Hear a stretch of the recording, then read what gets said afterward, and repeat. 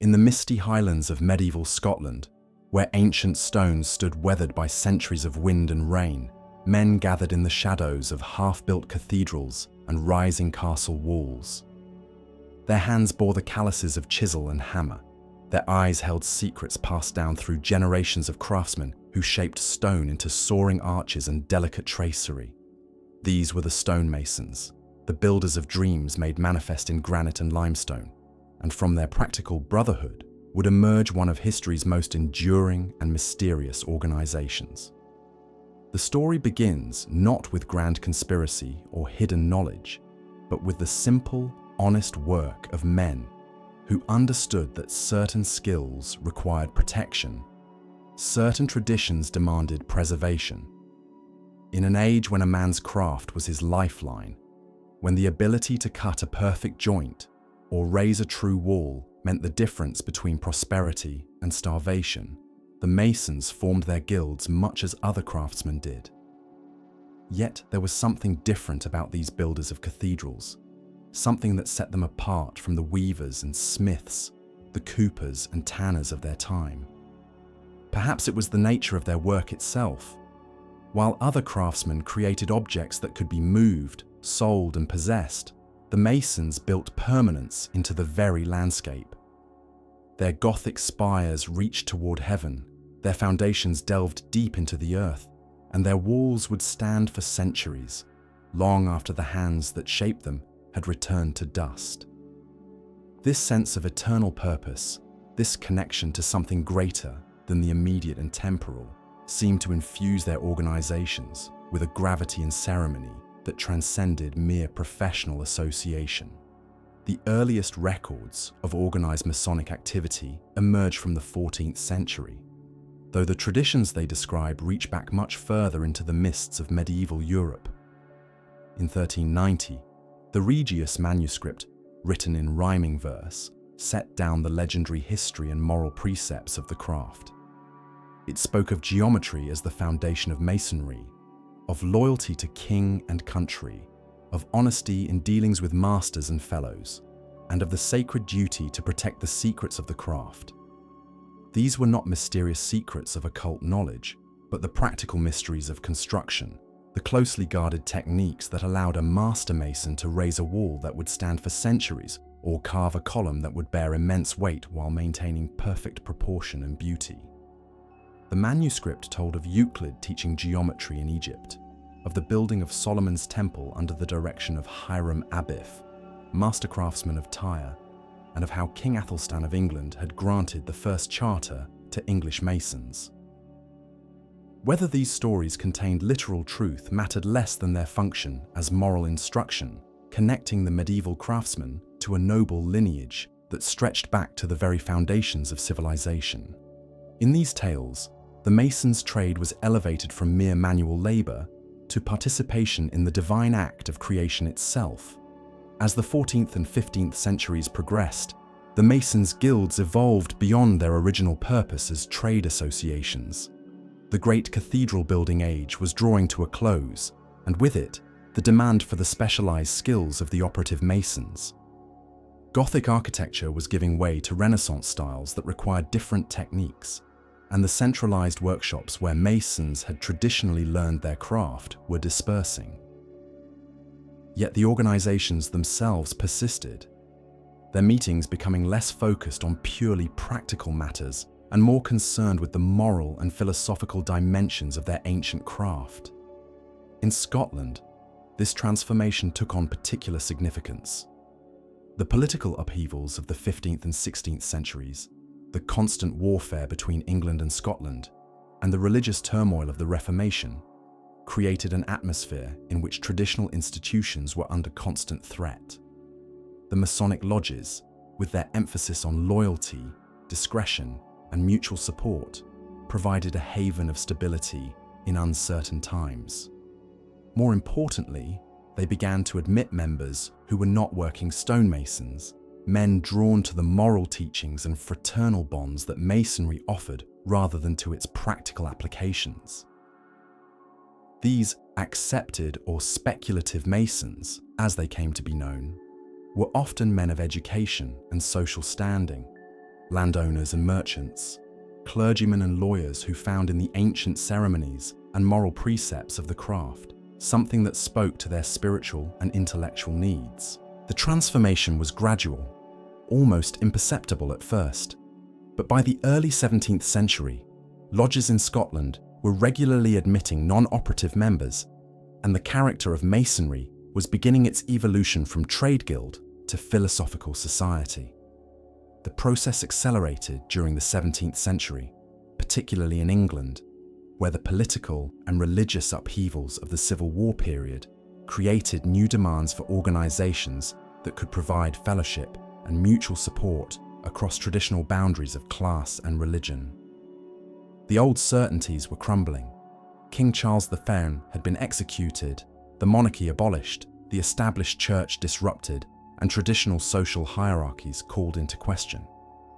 In this atmosphere of uncertainty, Masonry offered something precious, a sense of continuity with ancient wisdom and time-tested values, combined with a practical framework for men of different backgrounds to meet as equals in pursuit of moral improvement and mutual assistance. The Great Fire of London in 1666 provided an unexpected catalyst for Masonic development. The massive rebuilding effort that followed required coordination between architects, builders, and craftsmen on an unprecedented scale. Sir Christopher Wren, the great architect who would design St. Paul's Cathedral and dozens of other churches to replace those lost in the fire, became intimately involved with the Masons' companies, and many believe he was initiated into speculative masonry during this period. Whether or not this was the case, the rebuilding of London certainly brought together many of the men who would become central figures in the transformation of Masonry from craft guild to intellectual society. By the beginning of the 18th century, Masonic lodges in London had become gathering places for some of the most influential thinkers of the age. The Royal Society, founded in 1660 to advance scientific knowledge, shared many members with the Masonic lodges, and the spirit of rational inquiry that characterized the scientific revolution found natural expression in Masonic philosophy. Men like Isaac Newton, though not definitively proven to have been a Mason, moved in circles where Masonic ideas and Masonic members were common, and the influence of Enlightenment thinking on Masonic development was profound and lasting. The formal transformation of English Masonry from medieval craft guild to modern fraternal organization occurred on June 24, 1717, when 4 London lodges met at the Goose and Gridiron Tavern to form the Grand Lodge of England. This was not so much a revolutionary break with the past as a formalization of changes that had been occurring gradually over the previous century. The men who gathered that summer evening were responding to a practical need to establish some form of central authority that could regulate the growing number of lodges, standardize their practices, and provide official recognition for new groups seeking to establish themselves as legitimate Masonic bodies. Anthony Sayer was elected as the first Grand Master, though his tenure was brief and the details of his life remain obscure. He was followed by George Payne, a man of greater substance and influence, who began the crucial work of collecting and organizing the old manuscripts and traditions of the craft into a coherent system. But it was the third Grand Master, John Theophilus de Sagulières, who would prove most influential in shaping the character of modern Masonry. A French Huguenot refugee who had become one of England's leading natural philosophers, de Sagulières brought to Masonry both the intellectual rigor of the scientific revolution and a deep appreciation for the moral and social potential of the craft. Under de Sagulières' influence, Masonry began to attract men from the highest levels of English society. The Duke of Montagu became Grand Master in 1721, establishing a precedent for aristocratic leadership that would continue throughout Masonry's history. More importantly, de Sagulières commissioned Dr. James Anderson, a Scottish Presbyterian minister living in London, to compile and revise the ancient charges and regulations of the craft into a comprehensive constitution for the new Grand Lodge. Anderson's constitution, published in 1723, would become one of the most influential documents in Masonic history. drawing on the legendary history contained in the old manuscripts but adapting it for an age of reason and tolerance, Anderson created a framework that preserved the essential character of Masonry while making it accessible to men of diverse religious and political beliefs. The Constitution established Masonry's commitment to monotheism while avoiding sectarian doctrine, affirmed loyalty to lawful government while remaining politically neutral, and emphasized moral virtue and mutual charity as the fundamental obligations of the craft. The document's most famous passage, concerning religion, captured the essence of Masonic tolerance. A Mason is obliged by his tenure to obey the moral law, and if he rightly understands the art, he will never be a stupid atheist, nor an irreligious libertine. This formula, revolutionary for its time, allowed men of different Christian denominations to meet as equals in lodge, at a time when religious differences often meant civil disabilities or social ostracism. Later, as Masonry spread beyond Christian lands, this principle of universal religion would be expanded to include Jews, Muslims, and eventually adherents of other monotheistic faiths, making Masonry one of the first organizations in the Western world to practice genuine religious tolerance. The early decades following the formation of the Grand Lodge of England saw explosive growth in Masonic membership and influence. Lodges were established throughout England and Wales, and soon Masonic organizations spread to Scotland, Ireland, and the American colonies. The appeal was particularly strong among the emerging middle classes, merchants and professionals who found in Masonry both the social connections that could advance their careers and the moral framework that could guide their conduct in an increasingly complex commercial society. The lodge meeting provided a unique social space where men could interact outside the rigid hierarchies of 18th century society. While Masonry never abandoned its respect for legitimate authority and social order, within the lodge room, the merchant could meet the nobleman as a brother. The artisan could debate with the scholar, and merit rather than birth determined advancement through the degrees. This egalitarian ideal, limited though it was by the standards of later ages, was revolutionary in its contemporary context and would have profound implications for the development of democratic ideals throughout the English-speaking world. The growth of Masonry in England coincided with and contributed to the broader cultural transformation known as the Enlightenment. Masonic lodges became centers for the discussion of new ideas in science, philosophy, politics, and religion. The emphasis on reason, tolerance, and human perfectibility that characterized Enlightenment thought found natural expression in Masonic philosophy, while the lodge structure provided a practical framework for men to work together across traditional boundaries in pursuit of common goals. This intellectual ferment was not without its tensions. Some Masons, particularly those from more conservative backgrounds, worried that the craft was moving too far from its traditional roots, that the ancient landmarks were being sacrificed to fashionable innovation. Others argued that Masonry must adapt to changing times or risk becoming merely an antiquarian curiosity. These debates would continue throughout Masonic history, reflecting broader tensions between tradition and progress, authority and individualism that characterize the modern age. The expansion of Masonry beyond England began almost immediately after the formation of the Grand Lodge. In 1725, the Grand Lodge of Ireland was established, claiming independence from English authority while maintaining fraternal relations. Scotland proved more complex, as the Scottish lodges had their own ancient traditions and were reluctant to accept English supremacy. The Grand Lodge of Scotland was finally formed in 1736, but relations between the English and Scottish Grand Lodges remained sometimes strained, particularly over questions of ritual and jurisdiction. More significant for world history was the establishment of Masonry in the American colonies.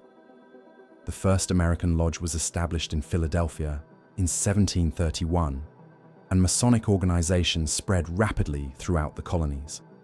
The appeal was particularly strong, among the educated merchants, lawyers, and planters, who would later play leading roles in the American Revolution.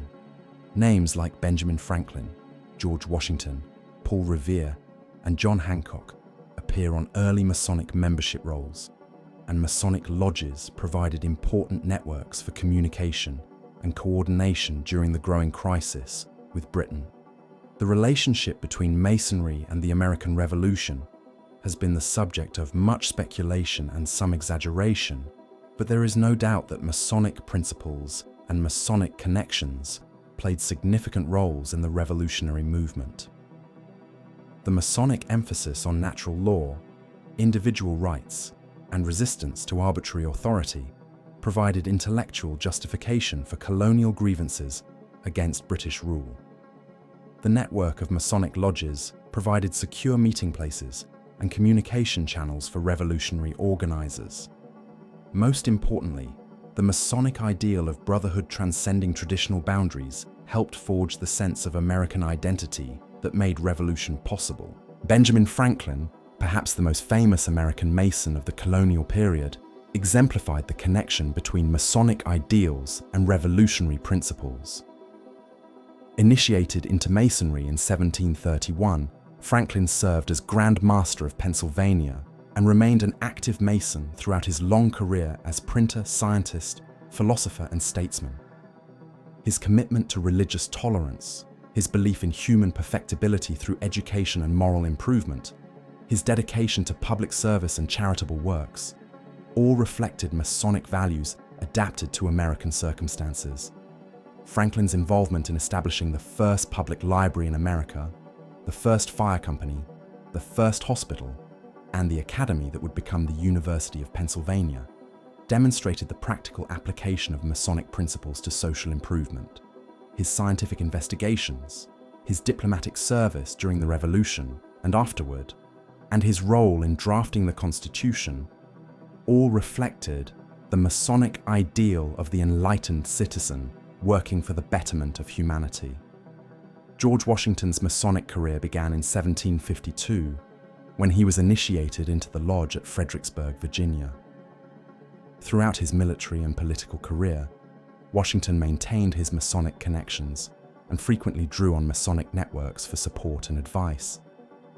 His commitment to religious tolerance, his rejection of monarchical trappings, and his voluntary surrender of power after 2 presidential terms all reflected Masonic values, though Washington was always careful to avoid any appearance of Masonic political influence. The famous incident of Washington laying the cornerstone of the United States Capitol in full Masonic regalia in 1793 symbolized the connection between Masonic ideals and American institutions. The ceremony was conducted according to ancient Masonic tradition, with Washington acting in his capacity as Master of Alexandria Lodge No. 22 in Virginia, and it represented the literal and symbolic foundation of American democracy on Masonic principles of brotherly love, relief, and truth. As Masonry spread throughout the American colonies and then the early Republic, it adapted to uniquely American conditions while maintaining its essential character. American Masonry was generally more democratic and less hierarchical than its European counterparts, reflecting the broader egalitarian tendencies of American society.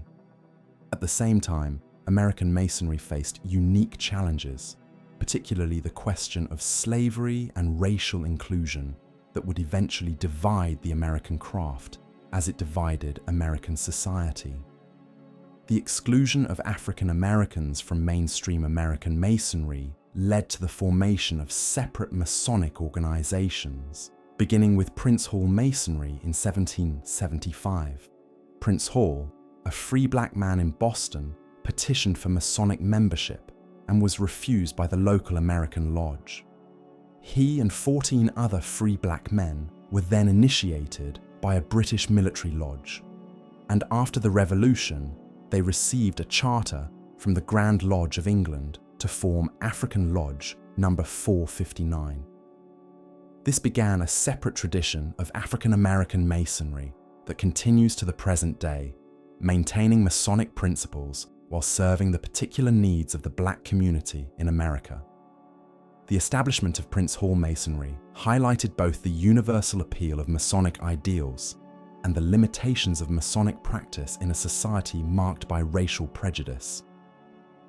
While mainstream American Masonry failed to live up to its own principles of universal brotherhood, the existence of parallel Masonic organizations demonstrated the power of Masonic ideals to transcend the boundaries imposed by prejudice and discrimination. Meanwhile, in Europe, Masonry continued to evolve and spread, adapting to different national traditions and political circumstances. In France, Masonry arrived in the 1720s and quickly attracted members from the nobility and intellectual elite. French Masonry developed its own distinctive character, more philosophical and political than its English counterpart, and French lodges became centers for the discussion of Enlightenment ideas that would eventually contribute to the French Revolution.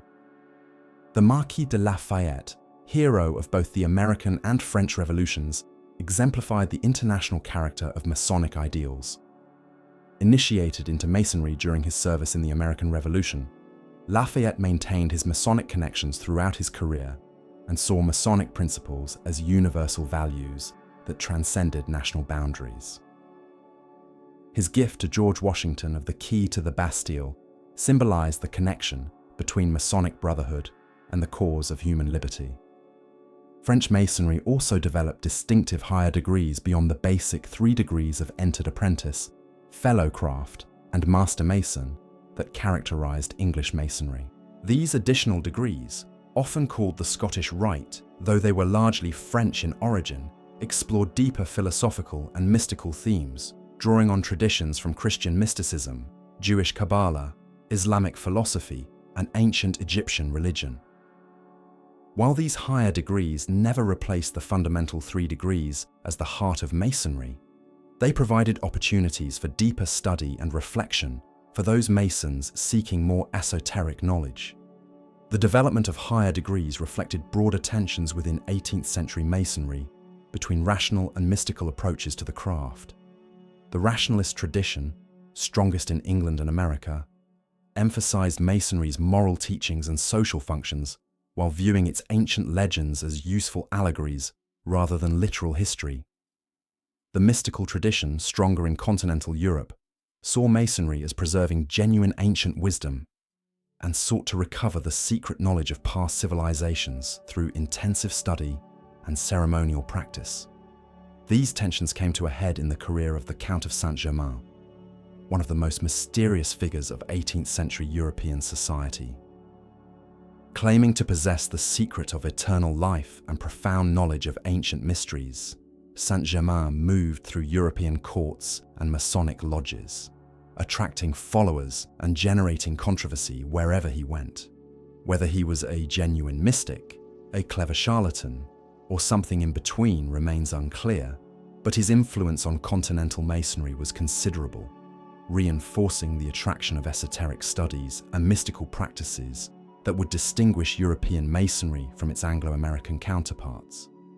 The mystical tradition in Masonry also drew inspiration from the Rosicrucian movement, a mysterious 17th century phenomenon that claimed to preserve ancient wisdom while working for the reformation of society. Whether the Rosicrucians ever existed as an actual organization remains doubtful, but their alleged manifestos inspired generations of seekers who found in Masonry a practical vehicle for pursuing the spiritual and philosophical goals outlined in Rosicrucian literature.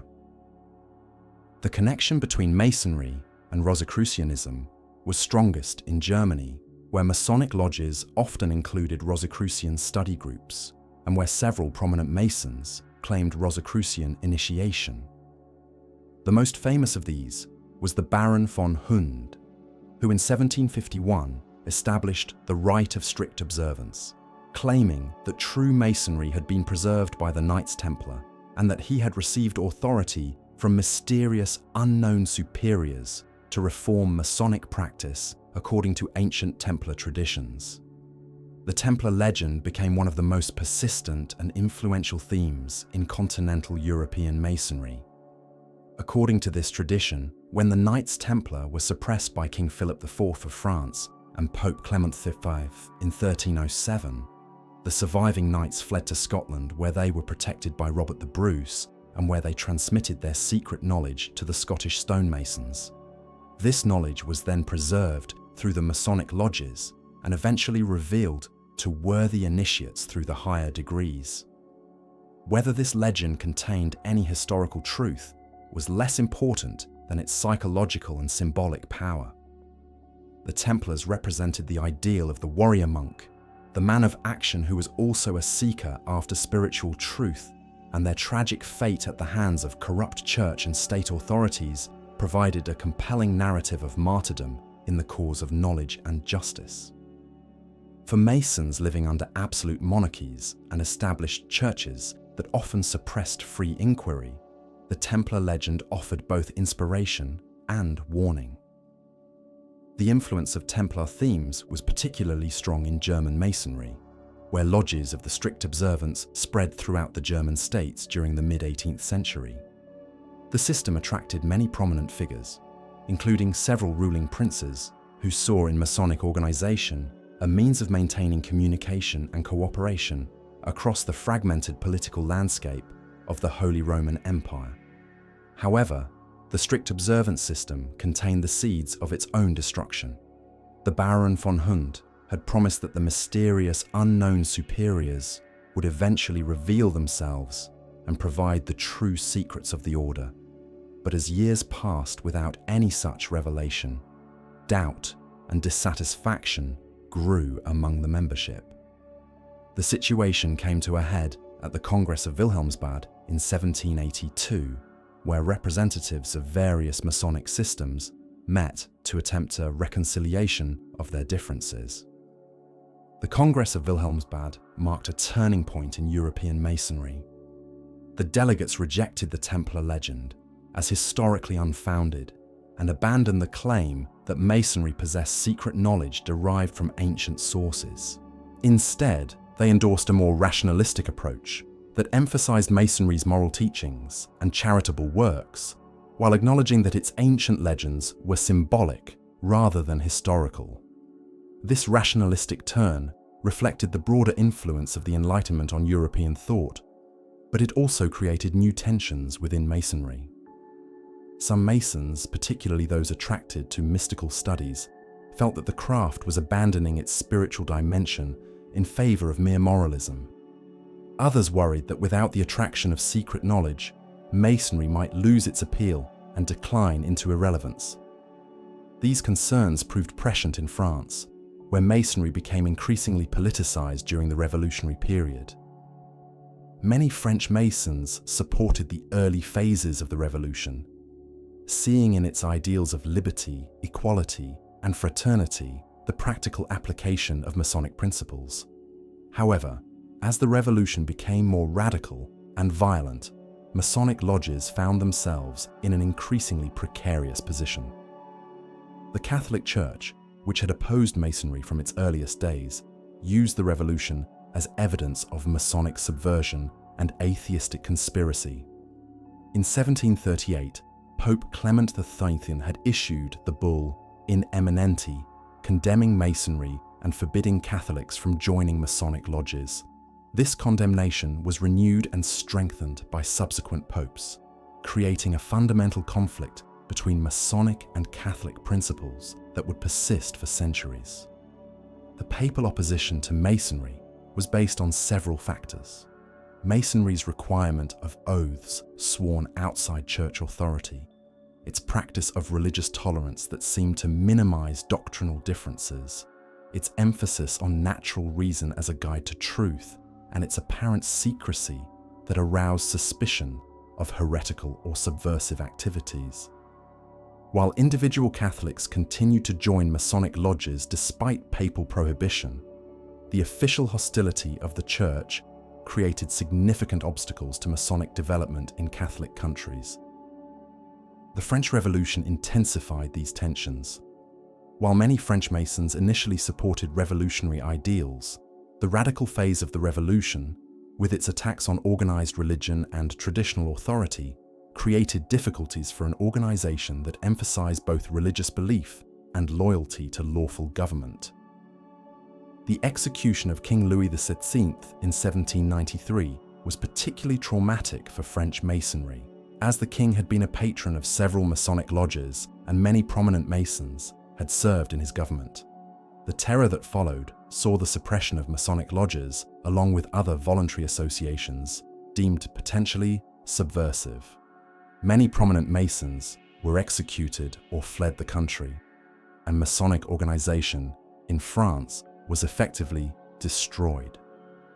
This experience demonstrated both the vulnerability of Masonic organization to political upheaval and the difficulty of maintaining political neutrality in times of revolutionary change. The restoration of Masonry in France after the fall of Robespierre reflected broader patterns of accommodation between Masonic ideals and political reality. The new Masonic leadership emphasized loyalty to whatever government was in power while maintaining the craft's commitment to moral virtue and mutual charity. This pragmatic approach allowed Masonry to survive successive political changes, but it also led to charges that the craft was opportunistic and unprincipled. Similar challenges faced Masonry throughout Europe during the Napoleonic period. Napoleon himself had a complex relationship with Masonry. While he was never formally initiated, several of his brothers were prominent Masons, and he used Masonic organization as a means of consolidating support throughout his empire. At the same time, he was suspicious of any organization that might serve as a focus for opposition to his rule, and he maintained strict control over Masonic activities in the territories under his control. The Napoleonic Wars had profound effects on European Masonry, spreading Masonic organization to new territories while disrupting established patterns of development. French Masonic lodges were established throughout the European territories conquered by Napoleon's armies, often serving as centers for French cultural influence and political control. At the same time, the wars disrupted communication between Masonic jurisdictions and created new conflicts over territory and authority that would persist long after Napoleon's defeat.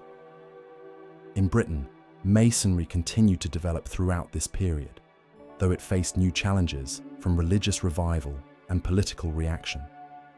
The rise of evangelical Christianity in the late 18th and early 19th centuries created a new source of opposition to Masonry, as evangelical leaders condemned Masonic oaths and ceremonies as incompatible with Christian faith. Political radicals also criticized Masonry as a tool of aristocratic privilege and social control, arguing that its emphasis on hierarchy and secrecy served to perpetuate unjust social arrangements. Despite these challenges, British Masonry continued to grow and evolve. The formation of the United Grand Lodge of England in 1813, uniting the two rival Grand Lodges that had existed since 1751, created a more stable institutional framework and helped standardize Masonic practice throughout the English-speaking world. The Duke of Wellington's service as Grand Master from 1782 to 1792, and again from 1813 to 1840, provided prestigious leadership and helped maintain Masonry's position in British society. The expansion of the British Empire during the 19th century provided new opportunities for Masonic growth. British military lodges carried Masonic organization to India, Australia, Canada, and other colonies, while British merchants and administrators established lodges throughout the empire. This expansion created the first truly global Masonic network, linking lodges from London to Calcutta, from Sydney to Montreal, in a worldwide fraternal organization. The development of Masonry in India presented particular challenges and opportunities. The encounter with Hindu and Buddhist philosophy expanded Masonic thinking about religion and spirituality, while the practical needs of British administrators and merchants in an alien environment emphasized the value of Masonic fellowship and mutual support. Indian princes and merchants were gradually admitted to Masonic lodges, creating one of the few institutions in colonial India where British and Indian leaders could meet as equals. Similar patterns developed throughout the British Empire, with Masonic lodges serving as important social institutions for colonial elites while gradually expanding to include local populations. This expansion was not without its tensions, as questions of racial and cultural inclusion challenged traditional Masonic assumptions. But it also demonstrated the universal appeal of Masonic ideals and their adaptability to diverse cultural contexts. The 19th century also saw important developments in American Masonry. The Morgan Affair of 1826, in which William Morgan disappeared after threatening to publish Masonic secrets, created a major crisis for American Masonry and led to the formation of the Anti-Masonic Party, the first significant third party in American politics. The controversy raised serious questions about the compatibility of Masonic oaths and democratic citizenship, and it led to a significant decline in Masonic membership that lasted for several decades. The anti-Masonic movement reflected broader anxieties about secret societies and elite privilege in American democracy. Critics argued that Masonic oaths created loyalties that conflicted with civic duty, that Masonic influence in politics and business gave members unfair advantages, and that Masonic secrecy was incompatible with democratic transparency.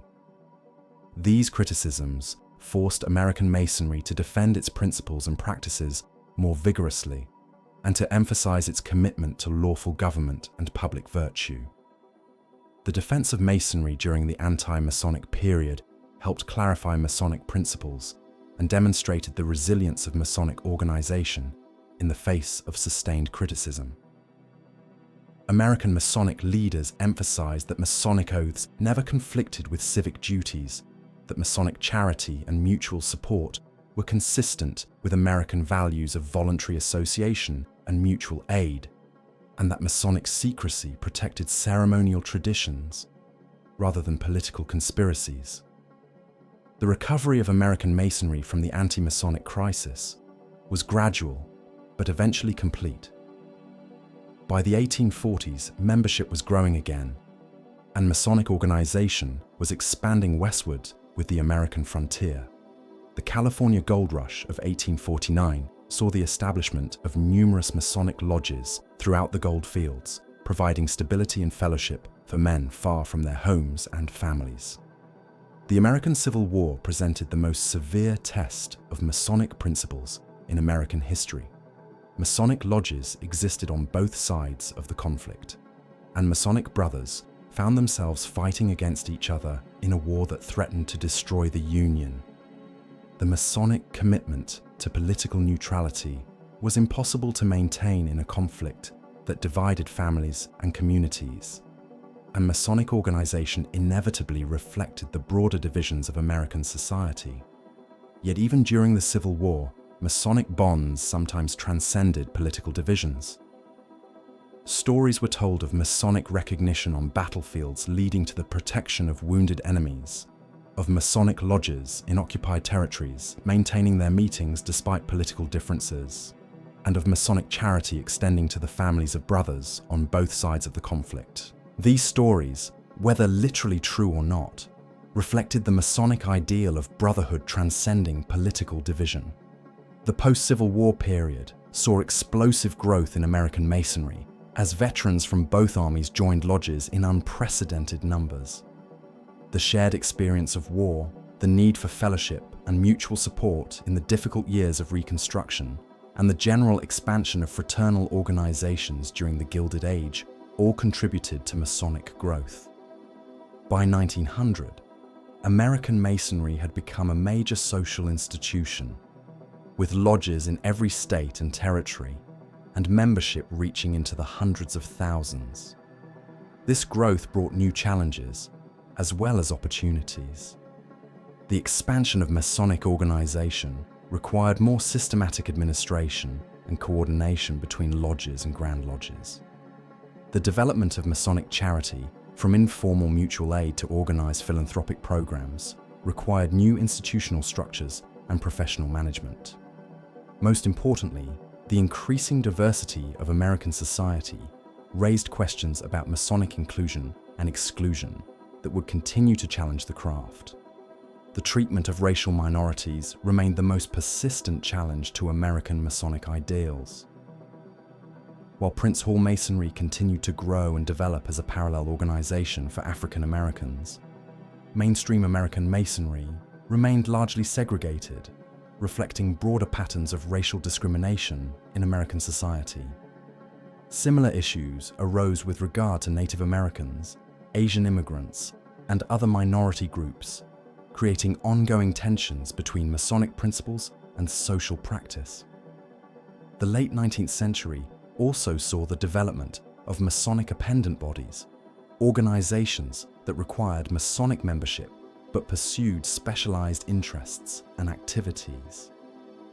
The ancient Arabic order of the Nobles of the Mystic Shrine, founded in 1870, combined Masonic fellowship with Middle Eastern themes and became famous for its charitable work, particularly the establishment of children's hospitals. The Order of the Eastern Star, founded in 1876, provided a Masonic-related organization for women, addressing the exclusion of women from Masonic lodges while maintaining connections to Masonic principles and leadership. These appendant bodies reflected both the vitality of Masonic organization and the limitations of traditional Masonic structure. While Masonry continued to restrict membership to men, the development of related organizations for women and families acknowledged the social changes that were transforming American society. Similarly, the growth of specialized Masonic organizations reflected the increasing complexity and specialization of modern life, allowing Masons to pursue particular interests while maintaining their fundamental Masonic connections. The period from 1880 to 1920 represented the golden age of American fraternal organizations, with Masonry at the center of a vast network of lodges, orders, and societies that provided social services, mutual insurance, and community leadership throughout the country. For many American men, lodge membership was an essential part of social identity, providing not only fellowship and mutual support, but also opportunities for leadership and public service that were increasingly important in a rapidly urbanizing and industrializing society. The role of Masonry in American community development was particularly important in the Western states, where Masonic lodges often served as the primary institutions for maintaining civilization and order in frontier conditions. Masonic halls frequently served as schools, churches, and meeting places for civic organizations, while Masonic leaders often played key roles in establishing local government, educational institutions, and business enterprises. This civic leadership role reflected the Masonic ideal of the enlightened citizen working for community improvement, but it also created new responsibilities and expectations for Masonic organization. As Masonic leaders became more prominent in business and politics, questions arose about the proper relationship between Masonic membership and public life. While Masonry officially maintained political neutrality, the practical reality was that Masonic networks often overlapped with business and political networks in ways that raised questions about fairness and transparency. These questions became more acute during the Progressive Era, when reformers challenged many aspects of traditional American politics and society. Some progressive leaders, particularly those from evangelical Protestant backgrounds, viewed Masonic organization with suspicion, seeing it as part of the old system of elite privilege and behind-the-scenes influence that they sought to reform. Others, however, found in Masonic ideals of moral improvement and community service principles that supported their reform agenda. The First World War marked another turning point in Masonic history. American Masonic lodges strongly supported the war effort, providing comfort and assistance to military personnel while maintaining their traditional emphasis on patriotism and civic duty. British and French Masonic lodges similarly supported their nation's war efforts, while German Masonic organization faced the challenges of wartime mobilization and eventual defeat. The war years saw both the strengths and limitations of Masonic internationalism. While Masonic lodges in different countries maintain their distinctive national characteristics and loyalties, the shared Masonic principles provided some basis for communication and understanding even among enemies. Stories were told of Masonic recognition leading to humane treatment of prisoners and civilians, though the practical impact of such incidents was necessarily limited by the realities of modern warfare. The aftermath of the First World War brought new challenges to Masonic organization throughout the world. The Russian Revolution and the rise of communist governments in Eastern Europe led to the suppression of Masonic lodges in those countries, as communist authorities viewed Masonry as a bourgeois institution incompatible with socialist principles. The rise of fascist movements in Italy and Germany created similar challenges, as fascist leaders condemned Masonry as an international conspiracy that threatened national unity and state authority. Benito Mussolini's suppression of Italian Masonry in 1925 marked the beginning of a systematic fascist campaign against Masonic organization throughout Europe.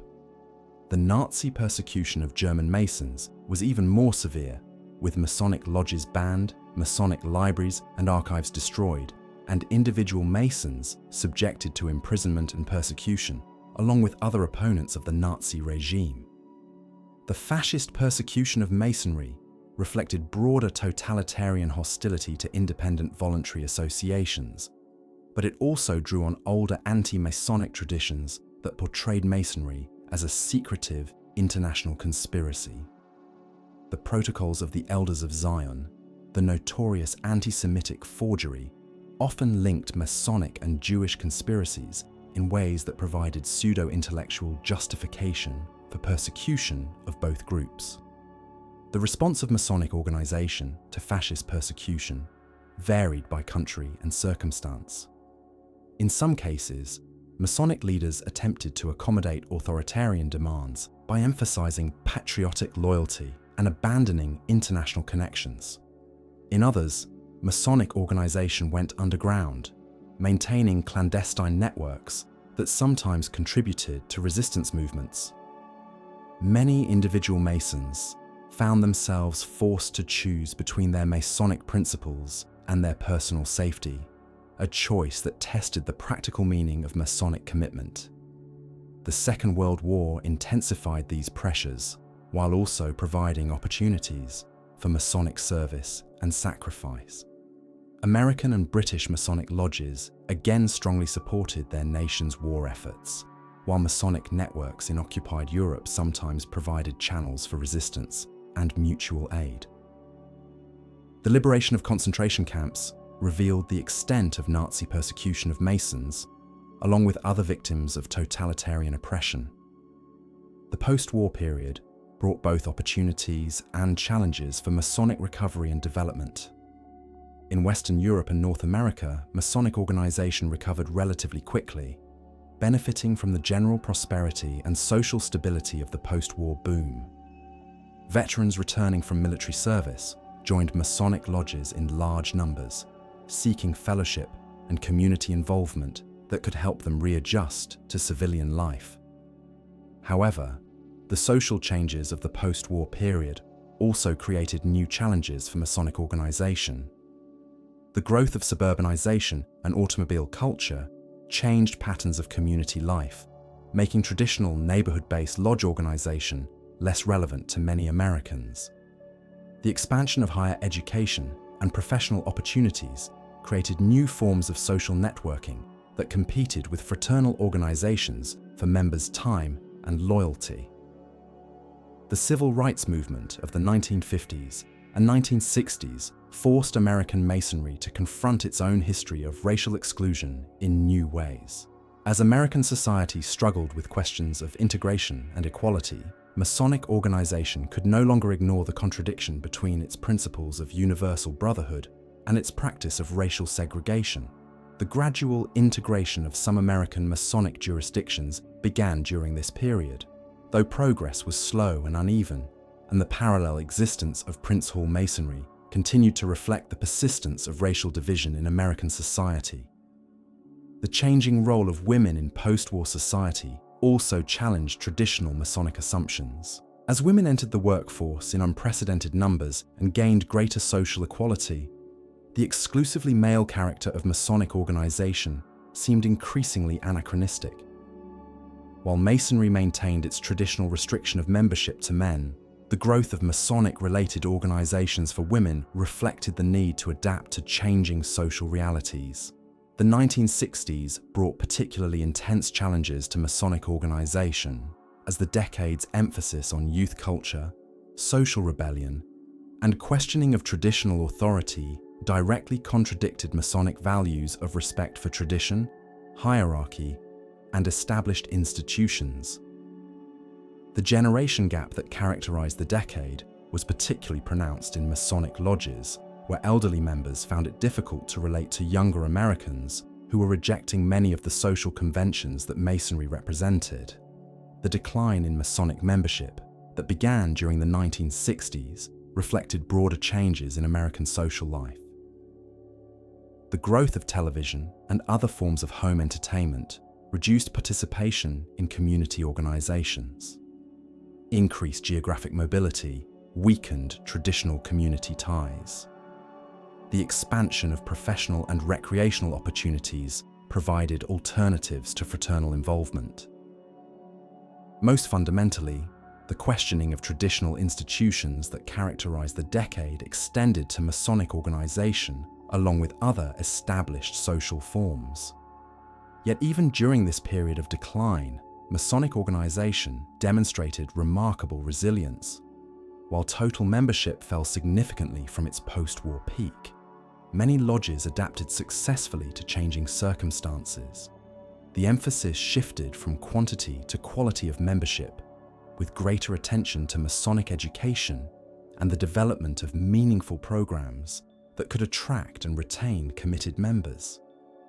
The bicentennial celebration of American independence in 1976 provided an opportunity for Masonic renewal as the organization's connection to the Founding Fathers gained renewed attention and appreciation.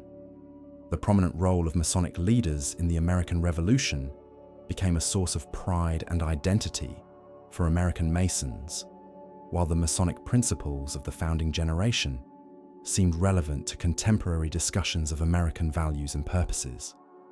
The 1980s and 1990s saw continued efforts at Masonic renewal and adaptation. Many Grand Lodges undertook major reform initiatives, streamlining procedures, improving communications, and developing new programs designed to make Masonic membership more attractive to contemporary Americans. The growth of Masonic research and education provided intellectual substance that appealed to educated members, while charitable programs expanded to address contemporary social needs. The development of Masonic philanthropy during this period represented one of the most significant achievements of modern Masonry. Building on traditional patterns of mutual aid and charity, Masonic organizations established major philanthropic programs that addressed national and international needs.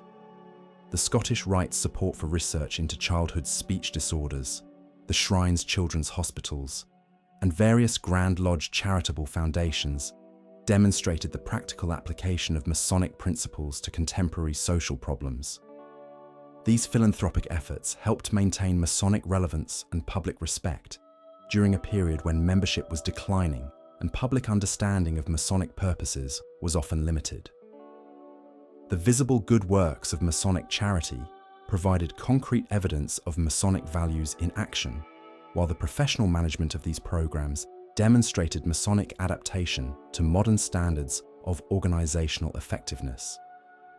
The international expansion of Masonic philanthropy also reflected the increasingly global character of Masonic organization. While Masonic lodges had existed throughout the world since the 18th century, the modern period saw unprecedented coordination of Masonic charitable efforts across national boundaries. Disaster relief, medical missions, and educational programs brought together Masons from different countries in common humanitarian service. This international cooperation was facilitated by improved communication and transportation, but it also reflected deeper changes in Masonic consciousness. The traditional emphasis on local community service expanded to include global humanitarian concerns, while the Masonic ideal of universal brotherhood found practical expression in international charitable collaboration. The end of the Cold War and the collapse of communist governments in Eastern Europe provided new opportunities for Masonic expansion and renewal. Countries that had suppressed Masonic organization for decades saw the re-establishment of lodges, often with assistance from Western Masonic jurisdictions. The recovery of Masonic tradition in these countries was complicated by the loss of continuity and institutional memory, but it also provided opportunities for fresh approaches to Masonic organization and practice. The expansion of Masonry into former communist countries highlighted both the universal appeal of Masonic ideals and the challenges of cultural adaptation. Men who had lived under totalitarian regimes found in Masonry principles of individual dignity, voluntary association, and moral development that had been suppressed or distorted by communist ideology. At the same time, the practical application of Masonic principles required adaptation to social and economic conditions, very different from those in established Masonic jurisdictions. Similar challenges faced Masonic expansion in developing countries throughout Africa, Asia, and Latin America. While Masonic organization had existed in many of these regions since the colonial period, the achievement of independence and the development of indigenous leadership created new opportunities and responsibilities for Masonic growth. The traditional connection between Masonry and Western culture required careful re-examination in societies seeking to assert their own cultural identity and values. The late 20th century also saw significant developments in Masonic scholarship and historical research. Academic historians began to pay serious attention to Masonic history, moving beyond the promotional literature and conspiracy theories that had long dominated public understanding of the subject. This scholarly attention provided more accurate and nuanced understanding of Masonic development, while also raising new questions about Masonic claims and assumptions. The availability of Masonic archives and the development of professional historical standards allowed researchers to trace Masonic development with unprecedented accuracy and detail. The discovery that many traditional Masonic legends had little historical foundation was initially disturbing to some Masons, but it also opened opportunities for more sophisticated understanding of Masonic symbolism and meaning. The recognition that Masonic ritual and symbolism operated on mythic rather than literal levels allowed for deeper appreciation of Masonic wisdom and insight. The ancient legends of the craft, whether historically accurate or not, continue to provide moral instruction and spiritual guidance for those who understood their symbolic significance. The development of this symbolic understanding became an important focus of Masonic education and development. The growth of Masonic research lodges and study groups during this period reflected the intellectual vitality that could emerge from serious engagement with Masonic tradition. These organizations brought together Masons interested in deeper understanding of their craft, producing scholarly papers and publications that advanced Masonic knowledge while maintaining connection to Masonic practice. The Internet revolution of the 1990s and early 2000s provided new opportunities and challenges for Masonic organization.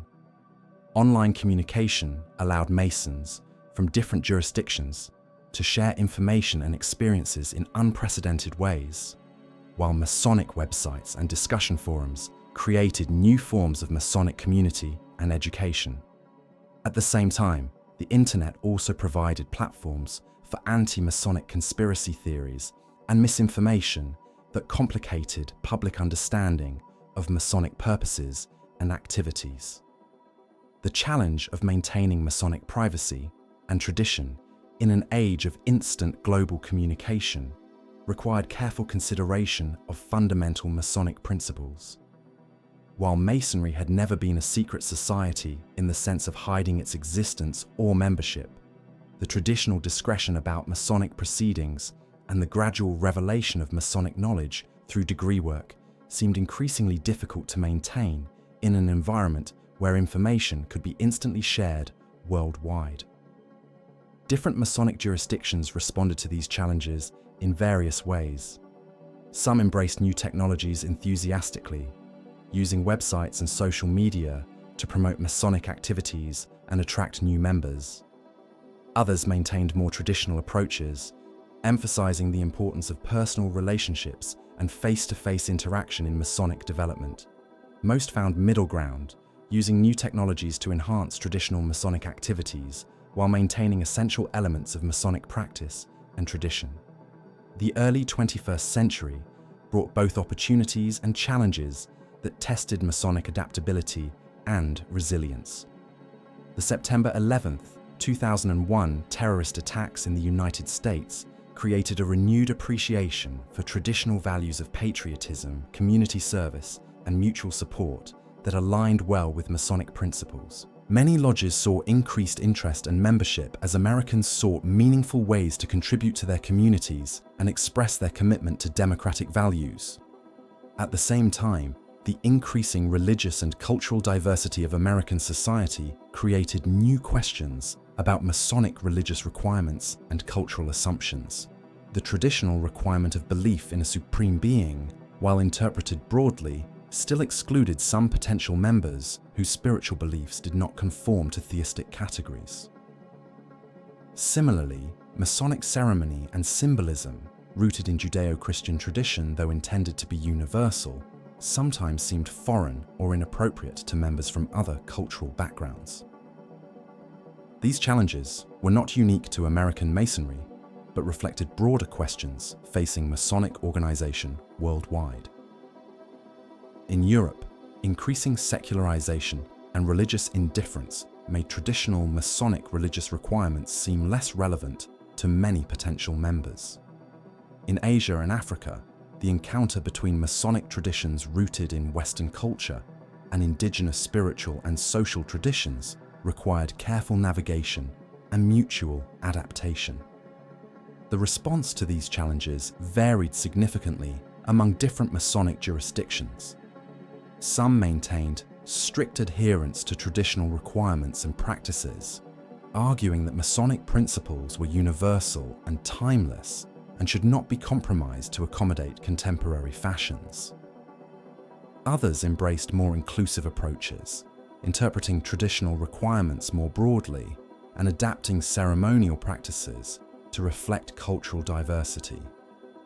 Most Masonic jurisdictions found themselves somewhere between these extremes, seeking to maintain essential Masonic principles while allowing for reasonable adaptation to changing circumstances. This process of adaptation was complicated by the decentralized nature of Masonic organization, with each Grand Lodge maintaining sovereignty over its territory and practices. What seemed like reasonable adaptation to one jurisdiction might appear as dangerous innovation to another. The question of women's participation in Masonry continued to evolve during this period. While traditional Masonic jurisdictions maintained their restriction of membership to men, the existence of women's Masonic organizations and mixed-gender Masonic groups provided alternatives for those seeking Masonic experience without gender restrictions. The relationship between these different forms of Masonic organization remained complex and sometimes contentious, reflecting broader social tensions about gender roles and equality. The development of internet-based Masonic communities also raised new questions about the nature of Masonic fellowship and the requirements for Masonic membership. Could genuine Masonic relationships be formed and maintained through online interaction? Or did Masonic fellowship require face-to-face meeting and shared ceremonial experience? How could Masonic tradition be transmitted effectively through digital media? And what would be lost in the translation from physical to virtual lodge rooms? These questions became particularly relevant during the COVID-19 pandemic that began in 2020, when public health restrictions forced many Masonic lodges to suspend their regular meetings and seek alternative forms of interaction. The pandemic accelerated experimentation with virtual lodge meetings and online Masonic education, while also highlighting the importance of the social and ceremonial aspects of Masonic experience that were difficult to replicate in digital formats. The pandemic period also demonstrated the continued relevance of Masonic principles of mutual aid and community service. Many Masonic lodges and individual Masons played important roles in community response to the pandemic, providing support for healthcare workers, assistance for families affected by economic disruption, and leadership in community resilience efforts. These activities reflected traditional Masonic values while addressing contemporary needs in innovative ways. As Masonic organization adapted to pandemic conditions and their aftermath, broader questions about the future of fraternal organization remained prominent. The long-term trends toward declining membership in voluntary associations, changing patterns of community life, and evolving social values continue to challenge Masonic relevance and sustainability. Yet the persistence of Masonic organization through previous periods of challenge and change suggested resources for adaptation and renewal that might prove effective in addressing contemporary difficulties. The increasing professionalization of Masonic administration and the development of sophisticated charitable programs provided institutional stability and public credibility that supported Masonic continuity.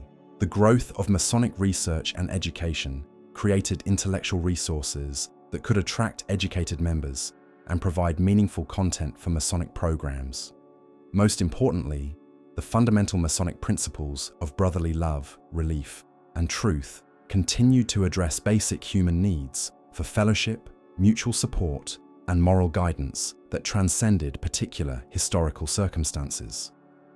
The global character of modern Masonic organization also provided resources for adaptation and learning. Different Masonic jurisdictions could learn from each other's experiences, sharing successful innovations while maintaining their distinctive traditions and practices. The international networks of Masonic fellowship created opportunities for cultural exchange and mutual understanding that supported both local adaptation and global unity. The charitable work of Masonic organizations continued to expand and evolve, addressing new needs while maintaining traditional emphases on education, healthcare, and care for the elderly and disadvantaged. The Scottish Rite's research into childhood learning disorders, the Shrine's specialized children's hospitals, and various Grand Lodge charitable foundations demonstrated the practical impact of Masonic principles while providing visible evidence of Masonic values in action. These charitable programs also created opportunities for partnerships with other organizations and institutions, extending Masonic influence and effectiveness beyond the membership of Masonic lodges themselves. Collaboration with universities, hospitals, and social service agencies brought Masonic resources to bear on community needs, while creating networks of support and understanding that benefited both Masonic organization and the broader community. The development of Masonic youth organizations, including Demolay for young men and Job's Daughters and Rainbow for young women, provided bridges between Masonic families and the broader community while addressing questions about Masonic succession and continuity. These organizations introduced young people to Masonic values and principles while providing leadership development and community service opportunities that were valuable, independent of future Masonic membership. The success of these youth programs demonstrated the continuing appeal of Masonic ideals to new generations, while also highlighting the importance of adaptation and innovation in maintaining organizational relevance. The young people involved in these programs often brought fresh perspectives and new ideas that enriched Masonic thinking while maintaining connection to traditional values and purposes. As the 21st century progressed, Masonic organization faced the challenge of maintaining its distinctive identity and purpose while adapting to rapidly changing social conditions. The balance between tradition and innovation, between universal principles and local adaptation, between institutional stability and creative response, remained as crucial as it had been throughout Masonic history. The question of Masonic relevance in an increasingly secular and individualistic society required ongoing attention and effort. while Masonic principles of moral development, community service, and mutual support addressed enduring human needs, their practical application required constant adaptation to changing circumstances and opportunities. The digital revolution continued to create new possibilities and challenges for Masonic organization. Social media and online communication provided new ways of maintaining Masonic fellowship and sharing Masonic knowledge, while also creating new vulnerabilities to misunderstanding and misrepresentation. The challenge of maintaining Masonic tradition and discretion in an age of instant global communication required careful consideration of fundamental Masonic principles and their practical application. The increasing diversity of modern society also continued to challenge traditional Masonic assumptions and practices. While Masonic principles of universal brotherhood and religious tolerance provided strong foundations for inclusion and diversity, their practical implementation required ongoing effort and attention. The relationship between Masonic tradition and contemporary values of equality and inclusion remained a source of creative tension that stimulated adaptation and growth. The environmental challenges of the 21st century provided new opportunities for Masonic service and leadership. Climate change, resource depletion, and environmental degradation created urgent needs for community action and individual responsibility that aligned well with Masonic principles of stewardship and service. Many Masonic lodges and individual Masons became involved in environmental initiatives, demonstrating the relevance of Masonic values to contemporary global challenges. The continuing globalization of economic and cultural life also created new contexts for Masonic activity and influence. International business relationships, cultural exchange programs, and global humanitarian efforts provided opportunities for Masonic fellowship and service that transcended national boundaries while respecting local traditions and customs. The challenge of maintaining Masonic unity and coherence across different cultural and national contexts required careful attention to both universal principles and local adaptation.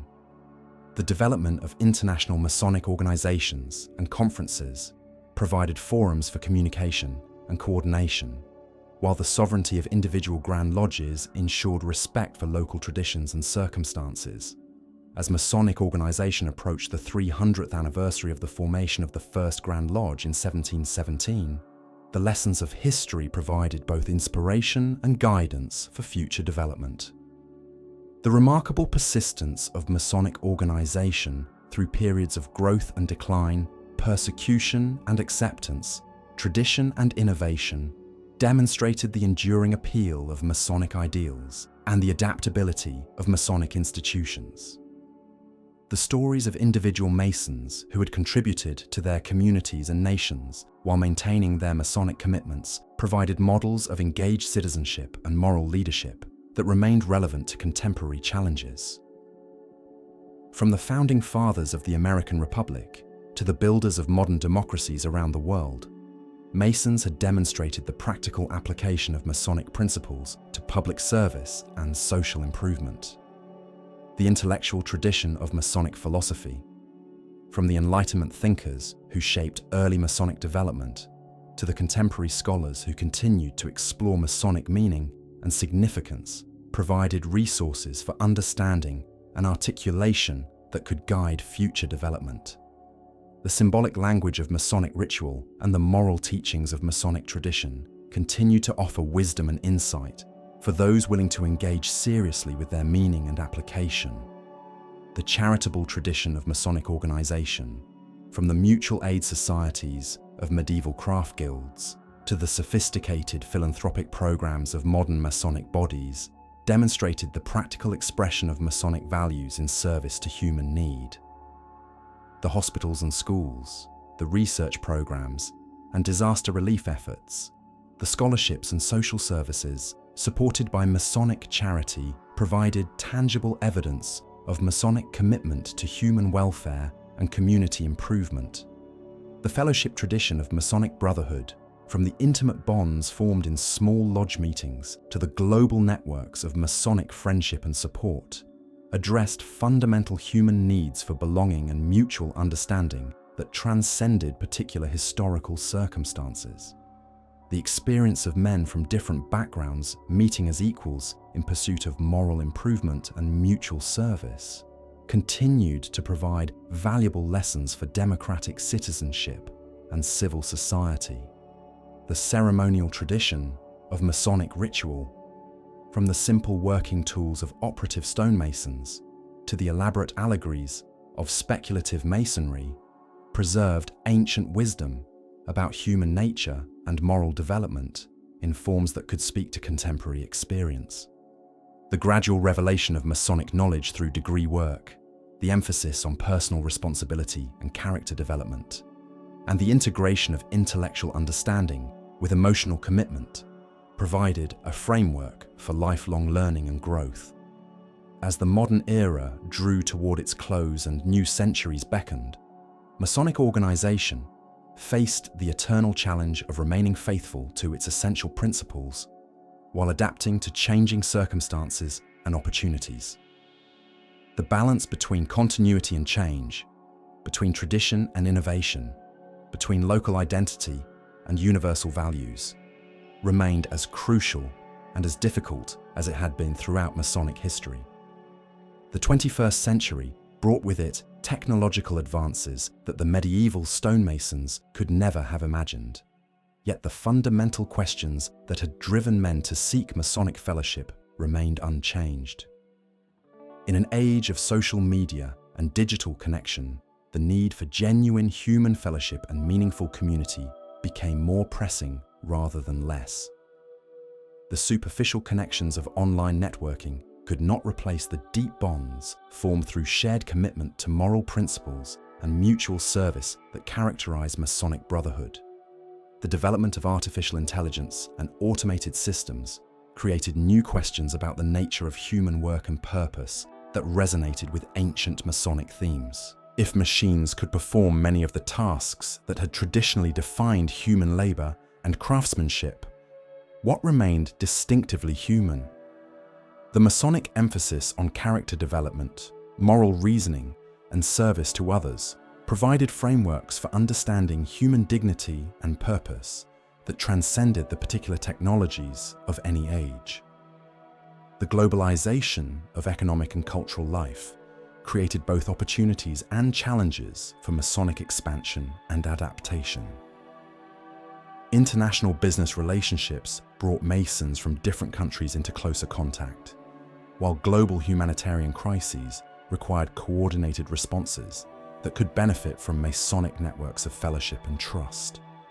At the same time, the homogenizing effects of global culture threatened to erode the local traditions and distinctive practices that had enriched Masonic diversity throughout its history.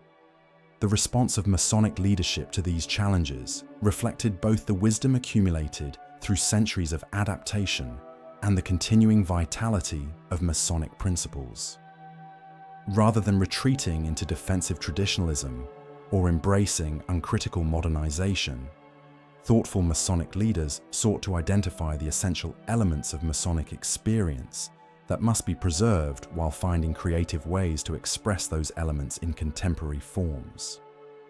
The question of Masonic education became particularly important during this period.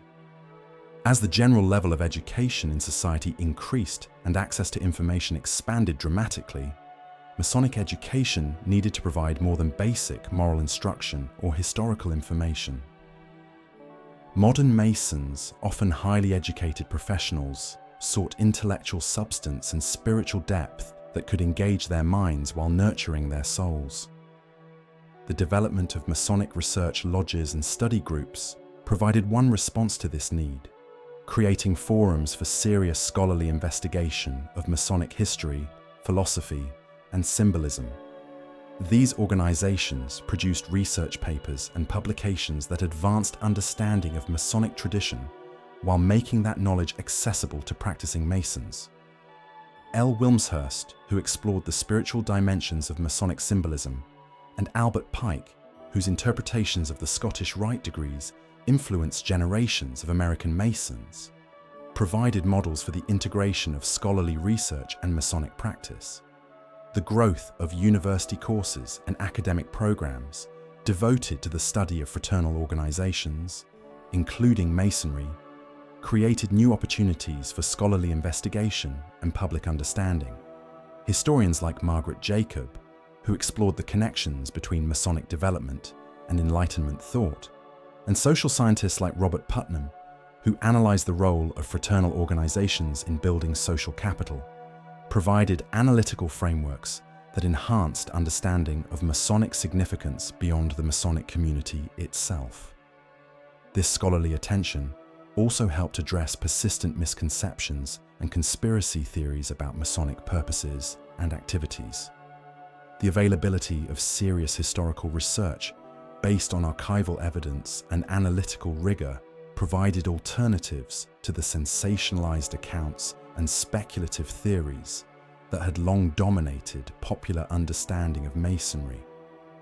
While scholarly investigations sometimes challenged traditional Masonic claims and assumptions, it also demonstrated the genuine historical significance and continuing relevance of Masonic ideals and institutions. The development of interfaith dialogue and religious cooperation during the late 20th and early 21st centuries created new contexts for Masonic religious principles. The Masonic tradition of requiring belief in a supreme being while avoiding sectarian doctrine positioned Masonry well to contribute to interfaith understanding and cooperation. Masonic lodges, with their diverse religious membership united in common moral purpose, provided practical models for the kind of religious cooperation that many contemporary leaders sought to promote. This interfaith dimension of Masonic experience became particularly important in religiously diverse societies where traditional religious institutions sometimes struggled to address common concerns that transcended denominational boundaries. Masonic charity programs, with their emphasis on serving human need regardless of religious affiliation, demonstrated practical applications of interfaith cooperation that could inspire broader social initiatives.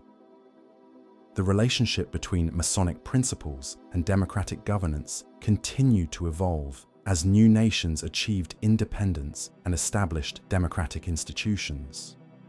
The Masonic emphasis on equality, tolerance, and deliberative decision-making provided valuable resources for societies seeking to build inclusive democratic institutions. At the same time, the experience of democratic governance raised new questions about the compatibility of Masonic hierarchy and secrecy with democratic transparency and accountability. The expansion of Masonry into societies with different political traditions required careful consideration of these tensions. In some cases, Masonic principles of individual dignity and voluntary association provided support for democratic development. In others, Masonic organization had to adapt to political systems that emphasize collective responsibility and social harmony over individual rights and competitive democracy. The role of Masonic organization in post-conflict societies became a subject of particular interest during this period. The Masonic emphasis on reconciliation, mutual understanding, and gradual moral development provided frameworks that could contribute to healing and reconstruction in societies recovering from war or civil conflict. Masonic lodges, with their traditions of bringing together men from different backgrounds in common purpose, offered models for the kind of social reconstruction that was needed in divided societies. However, the practical application of these principles required careful attention to local circumstances and cultural sensitivities. The Western origins of modern Masonic organization sometimes created suspicion in societies seeking to assert their independence from Western influence, while Masonic traditions and symbolism required adaptation to local cultural contexts and spiritual traditions. The question of Masonic initiation and membership continued to evolve as societies became more diverse and inclusive. The traditional requirements for Masonic membership developed in relatively homogeneous societies, required re-examination in contexts where religious, cultural, and social diversity were normal rather than exceptional. The requirement of belief in a supreme being, for example, needed interpretation in societies where spiritual traditions might not conform to Western monotheistic categories. Different Masonic jurisdictions responded to these challenges in various ways, reflecting both the decentralized nature of Masonic governance and the complexity of the issues involved. Some jurisdictions maintained strict adherence to traditional requirements, arguing that Masonic principles were universal and should not be compromised to accommodate contemporary preferences. Others developed more inclusive interpretations that sought to preserve the essential spiritual dimension of Masonic experience while recognizing diverse forms of spiritual belief and practice. The development of women's Masonic organizations and mixed-gender Masonic bodies continued to challenge traditional assumptions about Masonic membership. While most mainstream Masonic jurisdictions maintained their restriction of membership to men, the existence of alternative Masonic organizations for women and mixed groups demonstrated the appeal of Masonic principles beyond traditional gender boundaries. The relationship between these different forms of Masonic organization remained complex and sometimes contentious. Questions of recognition, legitimacy, and mutual cooperation reflected broader social tensions about gender roles and equality. Some saw the maintenance of gender restrictions as essential to Masonic tradition and character, while others viewed them as outdated limitations that prevented Masonry from realizing its full potential for human brotherhood. The growth of youth organizations affiliated with Masonry provided another avenue for adaptation and renewal. Organizations like Demolay for young men and Job's Daughters and the Rainbow for young women introduced Masonic principles to new generations while providing leadership development and community service opportunities. These programs demonstrated the continuing appeal of Masonic ideals to young people, while also highlighting the importance of adaptation and innovation in maintaining organizational relevance. The success of these youth programs often depended on their ability to address contemporary concerns and interests while maintaining connection to Masonic values and traditions. Programs that focused on practical skills, development, community service, and character building tended to be more successful than those that emphasized ceremonial tradition or historical knowledge alone. The charitable work of Masonic organizations continued to expand and evolve, addressing new needs while maintaining traditional emphases on education, healthcare, and care for vulnerable populations. The development of specialized research programs, such as the Scottish Rite's work on childhood learning disorders and the Shrine's Children's Hospitals, demonstrated the potential for Masonic charity to make significant contributions to human welfare. These programs also provided opportunities for collaboration with other organizations and institutions, extending Masonic influence and effectiveness beyond the membership of Masonic lodges themselves. Partnerships with universities, medical institutions, and social service agencies brought Masonic resources to bear on community needs while creating networks of support and understanding that benefited both Masonic organization and the broader community. The professionalization of Masonic charitable administration during this period reflected broader trends toward accountability and effectiveness in non-profit management. The development of professional standards, evaluation procedures, and reporting mechanisms helped ensure that Masonic charity achieved maximum impact while maintaining public trust and confidence. The international coordination of Masonic charitable efforts also expanded significantly during this period. Disaster relief programs, medical missions, and educational initiatives brought together Masons from different countries in common humanitarian service. These international programs demonstrated the practical application of Masonic principles of universal brotherhood while addressing urgent human needs that transcended national boundaries. The development of environmental consciousness during the late 20th and early 21st centuries created new opportunities for Masonic service and leadership. Environmental degradation, climate change, and resource depletion presented urgent challenges that required both individual responsibility and collective action. The Masonic emphasis on stewardship, long-term thinking, and service to future generations provided frameworks for understanding and addressing these challenges. Many Masonic lodges and individual Masons became involved in environmental initiatives, from local conservation projects to global climate action programs. These activities demonstrated the relevance of Masonic values to contemporary challenges while providing opportunities for meaningful service that could attract environmentally conscious members. The integration of environmental concerns with traditional Masonic themes of building and construction created particularly rich opportunities for symbolic interpretation and practical application. The ancient Masonic metaphor of building the temple of human brotherhood expanded to include responsibility for the natural environment that sustained all human life and community. The development of sustainable building practices and green architecture also resonated with Masonic traditions of craftsmanship and attention to lasting quality.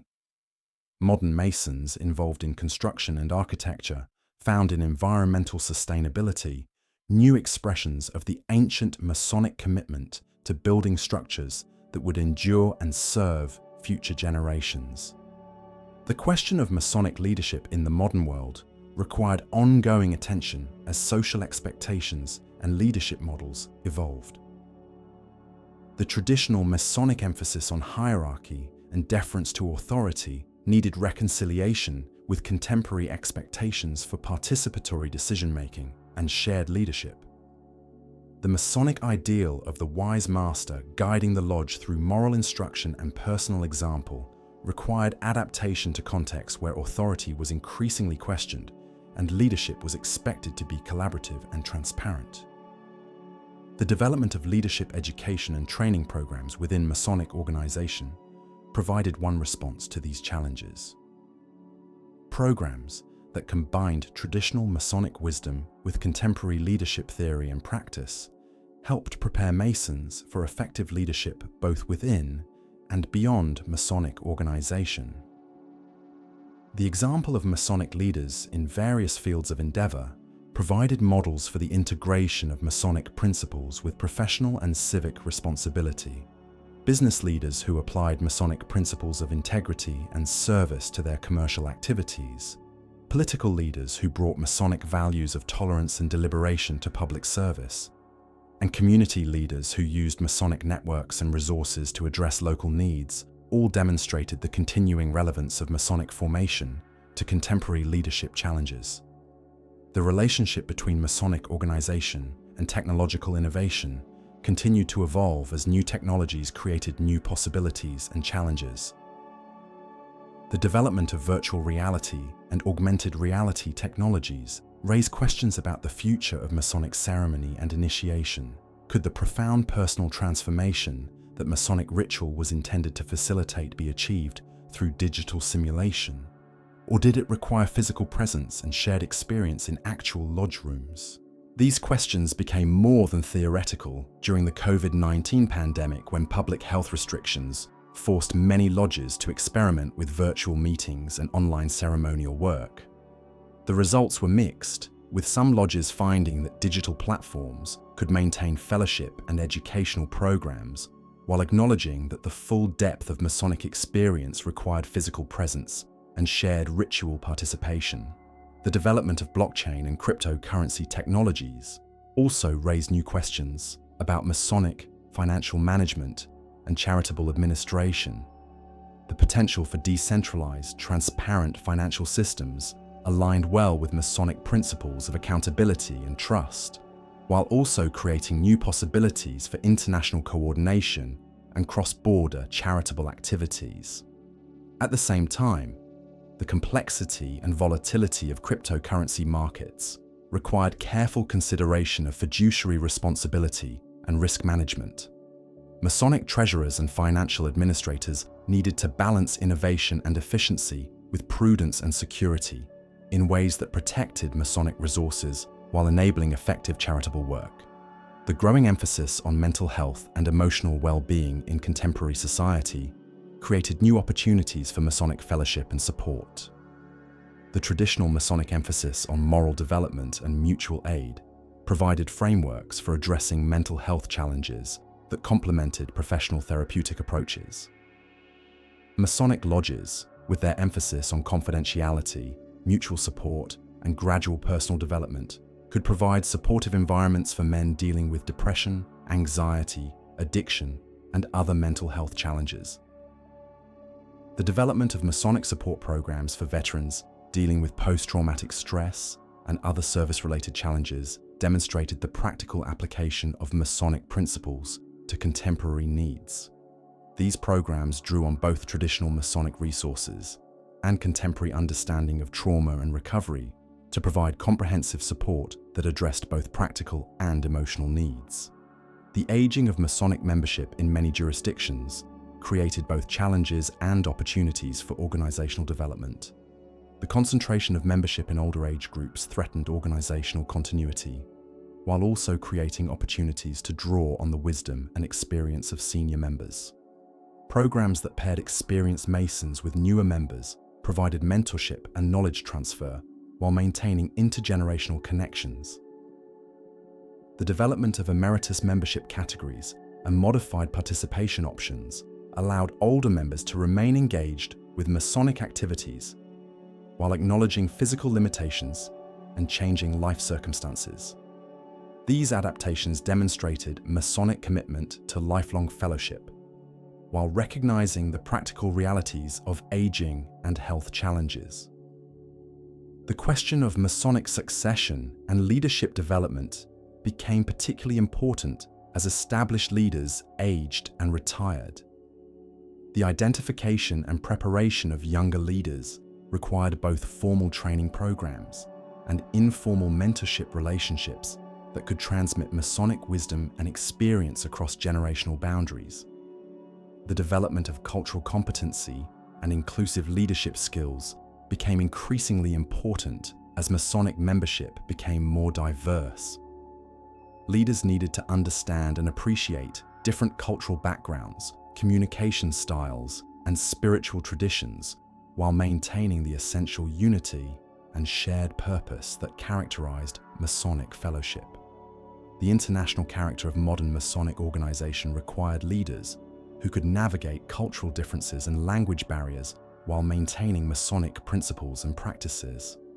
The development of international exchange programs, sister lodge relationships, and joint charitable projects provided opportunities for cultural learning and global fellowship that enriched local Masonic experience while building international understanding. The preservation of Masonic heritage and tradition required ongoing attention as older lodge buildings aged and historical artifacts deteriorated. Many Masonic jurisdictions developed heritage preservation programs that maintained historic lodge buildings, preserved Masonic artifacts and documents, and recorded the memories and experiences of senior members. These preservation efforts served multiple purposes, maintaining connection to Masonic history while providing educational resources and community assets. Historic Masonic buildings often served as cultural centers and meeting places for community organizations, demonstrating Masonic commitment to public service while preserving architectural heritage. The digitization of Masonic archives and historical collections made Masonic history more accessible to researchers and members, while ensuring preservation of fragile materials. Online databases and digital exhibitions allowed global access to Masonic historical resources while reducing handling of original documents and artifacts.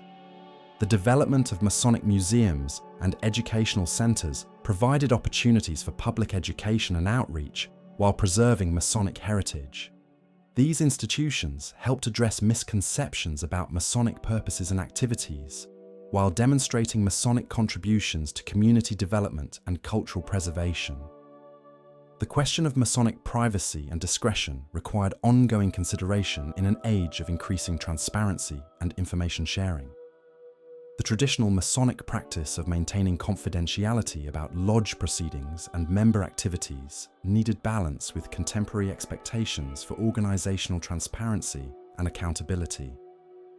The development of clear policies about information sharing, media relations, and public communications helped lodges navigate these challenges while maintaining essential elements of Masonic tradition. Guidelines that distinguished between legitimate confidentiality and unnecessary secrecy provided frameworks for appropriate disclosure while protecting member privacy and ceremonial integrity. The use of social media and digital communications by individual Masons and Masonic organizations required careful consideration of privacy and security issues. Training programs that educated members about appropriate online behavior and communication helped maintain Masonic dignity and discretion while enabling effective use of contemporary communication tools. The development of crisis communication plans and media relations protocols prepared Masonic organizations to respond effectively to negative publicity or crisis situations while maintaining their commitment to truth and transparency. These preparations acknowledge that Masonic organizations, like all institutions, might face challenges that required thoughtful and coordinated public response. As the 21st century progressed into its third decade, Masonic organization continued to demonstrate the remarkable adaptability and resilience that had characterized its development throughout 3 centuries of social change. The challenges were real and significant. Declining membership in many jurisdictions, competing demands for time and attention, questioning of traditional institutions, and rapid social and technological change that tested organizational flexibility and relevance.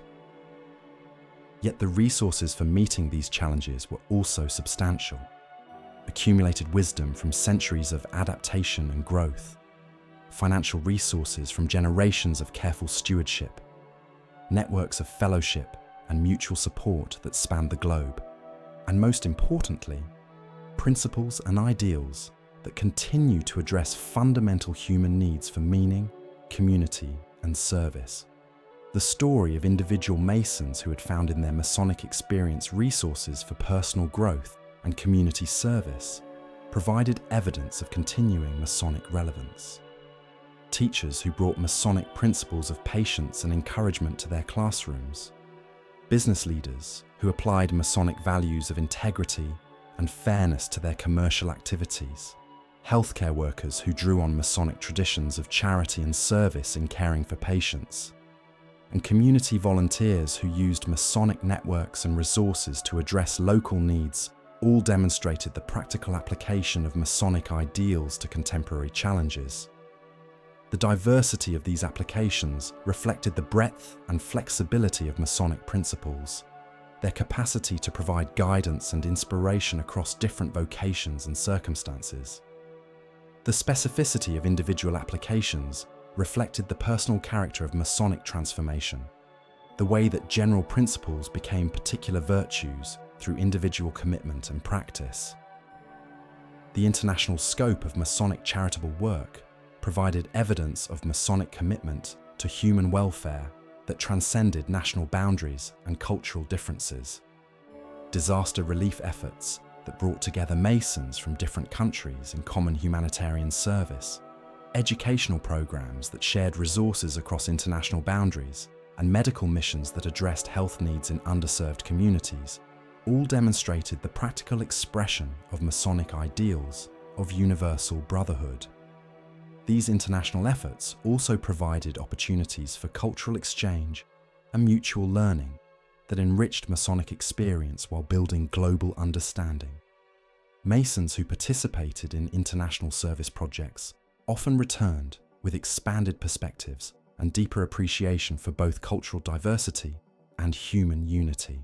The development of Masonic educational initiatives that addressed contemporary challenges while maintaining connection to Masonic tradition provided models for organizational adaptation and renewal.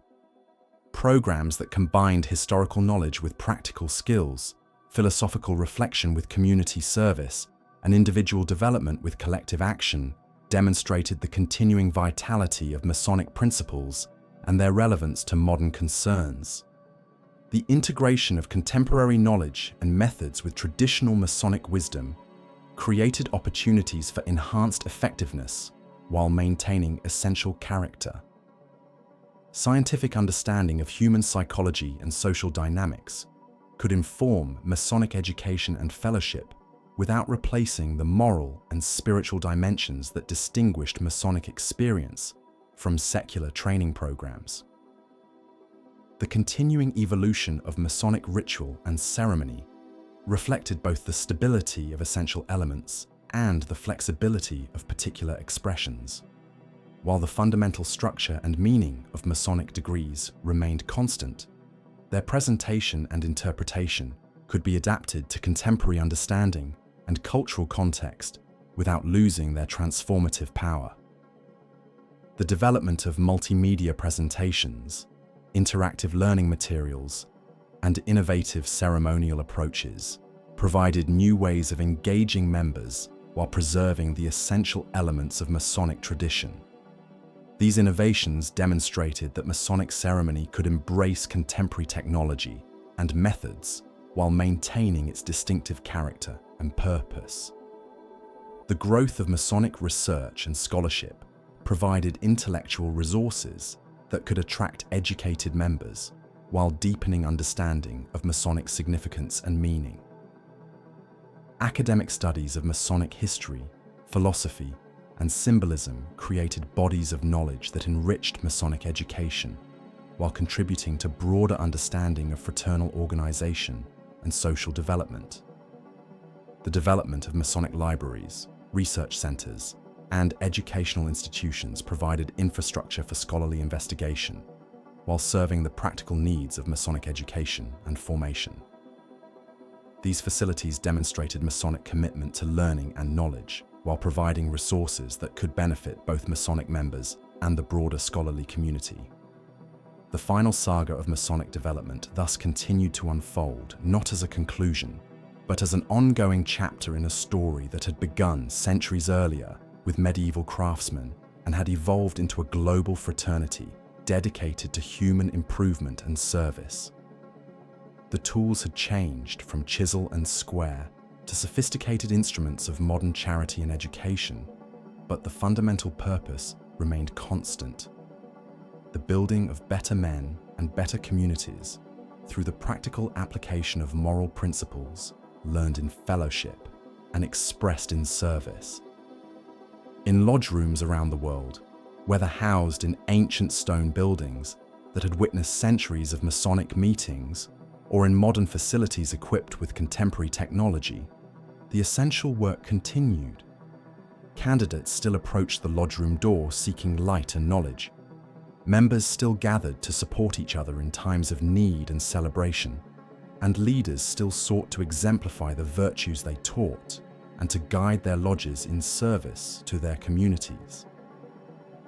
The mystery that continued to draw men to Masonic fellowship was not the preservation of ancient secrets or the pursuit of hidden power, but the enduring challenge of becoming better men while helping to build a better world. This challenge remained as compelling in an age of global communication and scientific knowledge as it had been in the workshops of medieval cathedral builders, as relevant to modern seekers as it had been to the Enlightenment philosophers who had shaped Masonic tradition. The ancient questions continued to be asked and answered. How shall we live? How shall we treat our fellow men? What do we owe to our communities and to future generations? The Masonic responses to these questions, developed through centuries of reflection and practice, continue to provide guidance and inspiration for men seeking to live lives of meaning and service. The working tools of speculative masonry continue to be explained and applied, their symbolic meanings connecting contemporary experience to ancient wisdom. The square, teaching justice and fairness in all dealings; the level, demonstrating equality and mutual respect; the plumb, encouraging upright conduct and moral integrity; the trowel, spreading the cement of brotherly love and mutual understanding.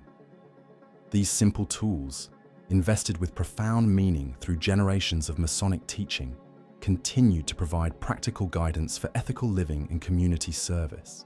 The great work of human improvement continued, one Mason at a time, one lodge at a time, one community at a time. The invisible temple of human brotherhood that Masons sought to build could not be completed by any single generation, but required the accumulated efforts of generations past, present, and future. Each Mason who strived to live according to Masonic principles, each lodge that served its community, each act of charity and service performed in the spirit of Masonic brotherhood, added another stone to this eternal construction. The story of the Freemasons thus remained unfinished, not because it lacked conclusion, but because it was a living tradition that continued to grow and develop with each passing day. In hospitals where Masonic charity brought healing, in schools where Masonic scholarships opened doors to learning, in communities where Masonic leadership contributed to civic improvement, in families where Masonic values shaped character and conduct, the story continued to be written. The future chapters of this story would be written by men not yet born, in circumstances not yet imagined, using tools and methods not yet invented. But the essential themes would remain constant: the pursuit of moral excellence, the practice of mutual charity, the commitment to truth and justice, and the building of human brotherhood that transcended all artificial divisions of race, religion, nationality, and social condition. The ancient craft that had begun with stones and mortar had evolved into something far greater, a way of life based on eternal principles, a fellowship that embraced all worthy men, and a commitment to service that recognized no boundaries save those of human need and opportunity. In quiet moments of reflection, in times of celebration and sorrow, in the ordinary business of daily life, and the extraordinary challenges that tested human character, the influence of Masonic principles continued to make itself felt. The lodge room bells that called Masons to their meetings echoed across centuries of tradition and continents of expansion, summoning men to gather in fellowship and service as their predecessors had done in medieval workshops and Enlightenment coffee houses, in colonial meeting halls and frontier lodges, in great cities and small towns around the world. The same ancient charges that had guided medieval craftsmen continued to provide direction for modern seekers. The same working tools that had built Gothic cathedrals continue to offer guidance for building human character and community. In this continuity lay both the strength and the responsibility of Masonic tradition. Each generation of Masons inherited not only the privileges and pleasures of Masonic fellowship, but also the obligation to preserve and transmit Masonic wisdom to future generations. The stone rejected by the builders of one age might become the cornerstone of the next. The overlooked truth of one generation might become the foundation of the next. The story of the Freemasons continued as timeless as the principles that guided it, as contemporary as the challenges that tested it, as boundless as the human spirit that animated it. In lodge rooms where ancient rituals spoke to modern hearts, in charitable works that addressed contemporary needs, in educational programs that prepared future leaders, in acts of fellowship that bridged human differences. The great work continued, building the invisible temple of human brotherhood that would outlast all visible monuments and endure as long as men sought to live lives of meaning, service, and mutual love.